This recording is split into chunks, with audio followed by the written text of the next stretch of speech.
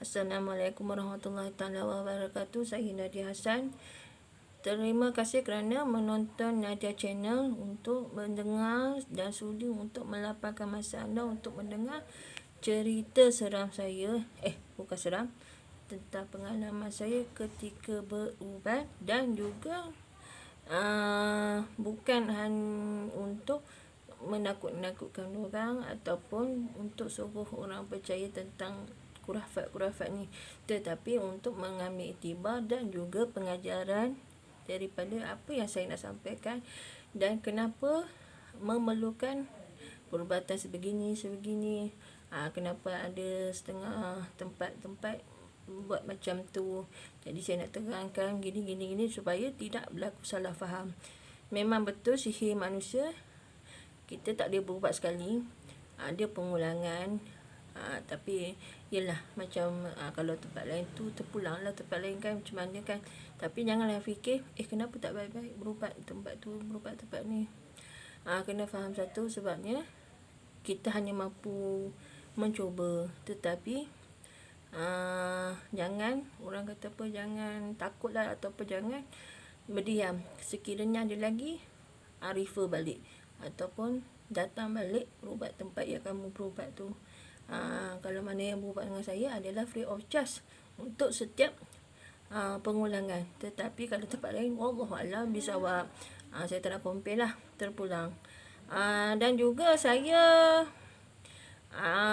hari ni sebenarnya tergantung. Hari tu kata nak cerita tentang orang hilang.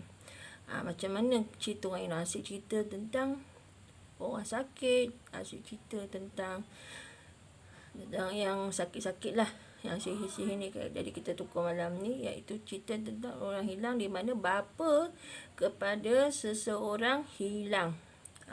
Perkara ni berlaku di Ipoh, di tempat saya.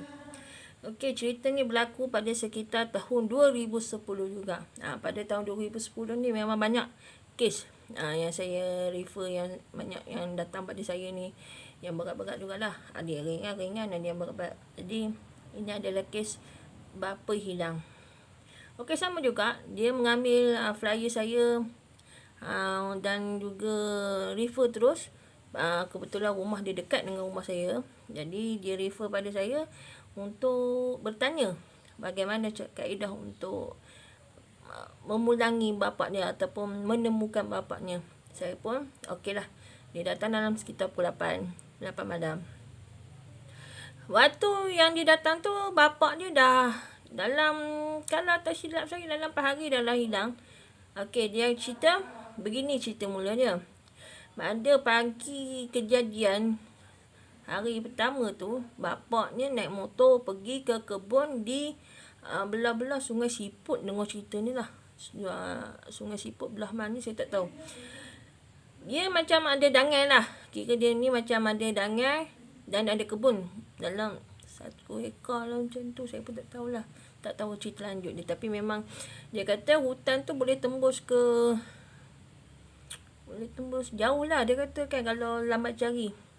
Lepas tu dah berapa hari hilang?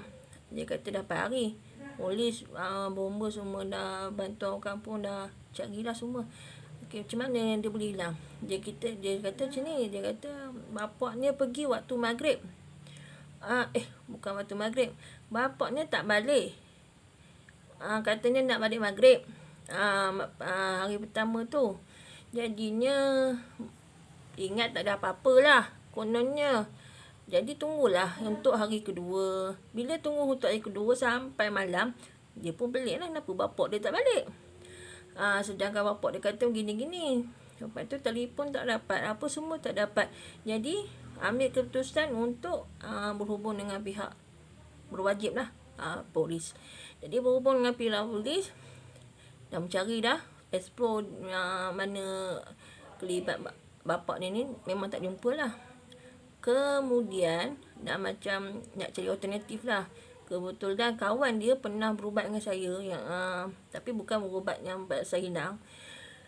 Dia refer lah pada saya. Dia kata boleh ke Ustazah tolong? Okey lah, kalau kamu nak Ustazah tolong boleh. Nakkan gambar dan juga nakkan sehelai baju dia. Untuk saya tarik masuk dalam botol, dan gambar tu untuk dia bawa balik ke rumah, letak bawah bantal bapak dia untuk pulangkan balik lah. Macam kita pujuk benda tu, suruh dia lepaskan pulang balik. Okey. Okey, saya boleh buat. Tapi kena ada syarat. Apa syaratnya, Ustazah? Syaratnya ialah kena kamu berjanji jangan ada seorang pun lepas ni mencari dalam masa 24 jam ni. Tunggu ke 12 tengah hari besok baru cari. Dan yang kedua, malam ni kamu kena pergi tempat yang hilang tu. Kamu kena, ini maaf lah, saya memang ada guna sedikit jenis bahan asap lah untuk buka gelombang bunian. Dia ni memang kena suspek, kena sorok dengan bunian. Jadi saya kata, kamu boleh tak bakar benda ni? Apa dia, Ustazah? Stanggi. Saya kalau berubat, kalau orang-orang Inan, memang saya akan pakai stanggi, tidak memakai kimian. Berapa batang, Ustazah? Ni ada 7 batang. Okey, kenapa ada orang kata begini-gini? Okey, memang ada orang sensitif yang katakan kimian dengan stanggi ni adalah makanan jin. Tetapi tertakluk pada cara pakai. Okey, tertakluk pada cara pakai ni macam mana? Tertakluk pada cara pakai ni ialah dengan cara membaca ayat suci, dengan cara membaca apa yang patut untuk kita niatkan untuk membakar. Jangan kita niat nak panggil syaitan, nak panggil jin, jangan. Macam kita makan juga. Okey, ayam kita makan, baca bismillah. Dia tak ada masalah. Jangan ada niat makan ayam, lepas tu kita mencangkung pula dekat tepi hutan. Apa cerita? Ayam tu okey, tak ada masalah, tapi bakar letak kat tepi hutan, sama juga menjamu. Jadi apa yang kita kata kemian ni tak dia pasang, dan juga stanggi tu tak dia pasang. Sedangkan sebelah Arab memang banyak ada kemian-kemian jenis Arab. Jadi minta tolong jangan, bukanlah saya nak kata ni kan, minta tolong luaskan pandangan. Kenapa kita kena certain memasang asap ketika berhubung dengan benda-benda gaib ni. Okey, potong cerita tu. Kemudian dia pun setujulah membakar kemian, dia setujulah untuk membakar stanggi tu. Jadi dia bakar, tapi dengan syarat yang tadi tu kau pakai. Kan dia tanya kenapa tak ada orang cari ayah dia waktu tu. Waktu lepas bakar tu kenapa tak boleh orang cari. Okey, saya kata gini. Okey, sekarang ni kaedah saya memujuk dia keluar. Okey, memujuk dia keluar, dan dalam masa yang sama dia tak rasa macam kita buru dia. Itu saya punya konsep lah. Saya tak ada macam orang lain punya konsep, saya tak nak compare lah. Okey, ini saya punya konsep. Jadi bila dia nampak kita, mak bunian ni nampak kita, jin ni nampak kita. Jadi bila dia nampak kita cari bapak ni, dia dah sorok. Dia mestilah takut. Bila dia takut, lepas tu dia macam, orang kata apa? Dia lagi-lagi kan. Daripada yang saya tengok peta yang dia punya kehilangan bapak dia tu, dah jauh dah sebenarnya. Tu saya kata, kalau boleh malam ni rest dulu. Jangan cari. Kalau nak cari juga, tunggu dalam 12 tengah hari besok. Okey, tak sampai 24 jam. Kira dalam 18 jam lah, macam tu lah. Sampai 12 tengah hari besok. Jangan cari. Okey. Jangan orang kata apa sebab banyaknya kes nanti tak jumpa lama-lama jadi macam bosan lah. Dia hilang, dia larikan lagi. Dia macam dia suka sesuatu, lepas tu dia larikan lah. Nak mulang kan tidak lah, dia macam dia takut dicabar. Tu dia. Dia pun dia faham. Okey, bila dia dah faham, dia pun ambil benda tu, nak baca apa Zazah? Nasib kamu tanya. Okey, cara membakarnya ialah mula-mula kamu pegang 7 batang tu sebelum letak pada tanah. Al-Fatihah sekali, selawatnya 3 kali, ayat kursi ni 3 kali, dan juga 4 kul sekali. Okey, niatnya minta benda-benda gaib memulangkan dan buka jalan bapaknya supaya senang balik. Okey, jangan tak ada apa-apakan dia lah. Okey.